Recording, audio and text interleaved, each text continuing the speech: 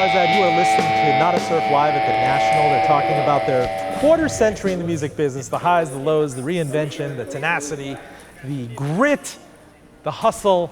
So that's a bit of Kismet. And I'll tell you, when I remember I bought, I think Tower Records was still in business on the Upper West Side, and I bought Let Go. And just remember putting it in track one is Blizzard of 77. And it's such a, you'll hear it hopefully tonight.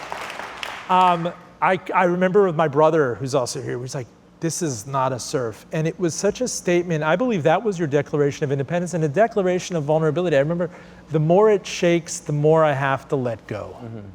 When you say let go, like you could have been really bitter about it. You could have stewed, you could have done the flick off. I mean, you flicked off the label too. I mean, let's not be, and you and Spoon, but that was so shocking to hear that, to hear Killian's Red, to hear, it was a whole different band. And it seems like you had really done it on your terms, and it was critically received. But now the challenge was to make a living off of it. Right. Well, we've been very lucky in a way that there was this little hiccup in our path because we got to make a first album again.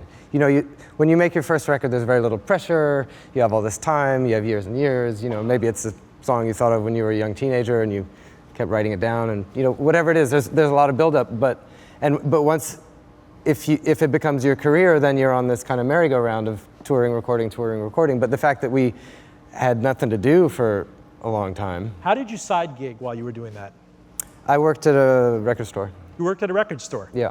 Were people coming in and saying, oh, Matthew, why don't you, Once in a very long while, someone would mention the band and I'd kind of remember, oh yeah. How did you guys make ends meet?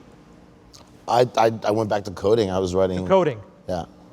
I mean, which I love doing. I mean, it's like a challenge. It's like playing chess against drummer in demand, so you could go out as a mercenary. As a drummer, I feel I should plead the Fifth Amendment because on that question, because I was going to give the classic drummer answer. I lived on the good graces of my girlfriend who had a better job than I did.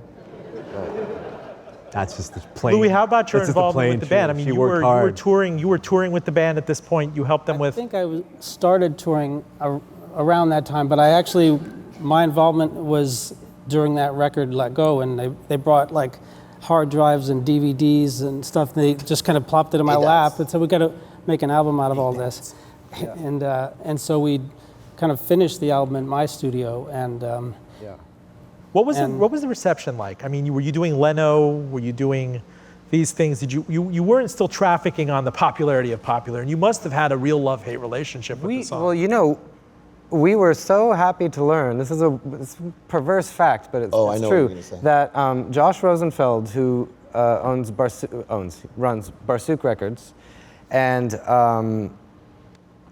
and Jeff Barrett, who runs Heavenly Records in England, they both put out Let Go, and neither of them had ever heard Popular. That was kind of cool, I remember, and they still hadn't after those records came out. Right after we signed to Heavenly, which was a fantastic label, we played in London, and Jeff Barrett came to the show, and so we played some of the stuff from Proximity Effect, and there were all these people in the audience that knew the songs, and so they were singing along to it, and Jeff came up to me after the show. He's like, "What's up with that? Yeah. Like, why do those people know those songs?" I'm like, "Well, it's the second album. Like I haven't heard that. I didn't know that." Like he literally had no idea that the Proximity Effect had even existed. Which is great. He was just accepting us as who we were at that moment.